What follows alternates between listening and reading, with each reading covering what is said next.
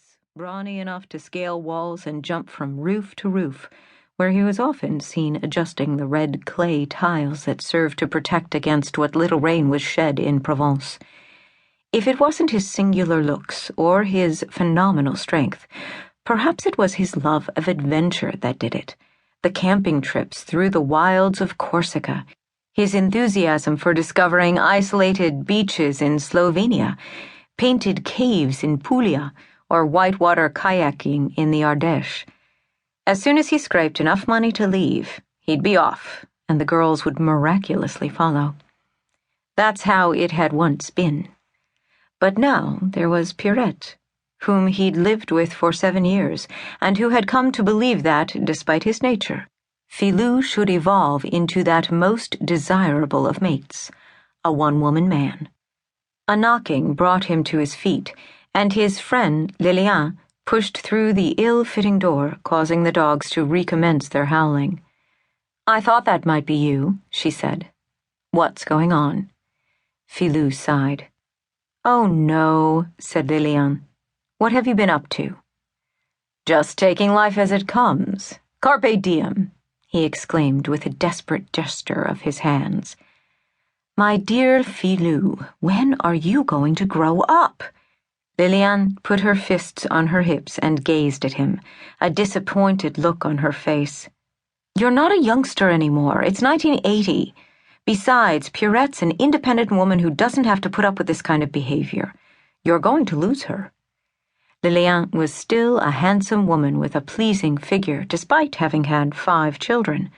Her fine chestnut hair that showed no gray was pulled back in a chignon. Of course, as Philou well knew, she wasn't what she'd been as an adolescent when she had whiled away summer days, lying on a chaise longue in a miasma of perfumed suntan oil that had made her splendid body gleam like expensive quartz. Philou had been a mere boy then, and the lovely Lilian the object of his devotion.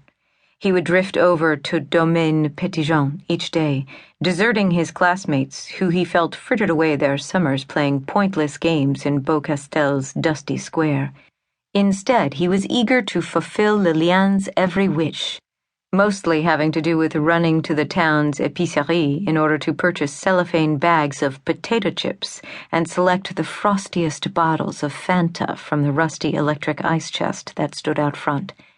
He and Lilian had shared this bounty together and talked until the sun descended behind the cypress trees, at which point Lilian would wrap a towel around her glorious form and bid him goodbye.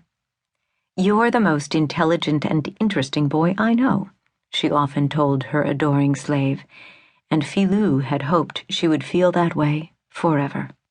By the time he was 13 and she was 18, Lilian represented much more than the pleasure of a snack of salty chips and fizzy orange drink imbibed in female company. The daughter of vintners with a large landholding, Lilian came from quite a different background than Philou, whose own father had disappeared years before, leaving his mother to eke out a living selling produce in the nearby town of Saint-Maxence. For Philou, Lilian was the forbidden fruit, within reach, but never to be touched. And to his chagrin, there were others who began to come around, older boys who seemed to have more of a claim on Lilian than he ever would. Finally, when Clément appeared on the scene, all was lost. Philou realized in his young heart that his love for Lilian had been hopeless, and he determined that this would be the last time that he would ever allow an unrequited passion to overtake him.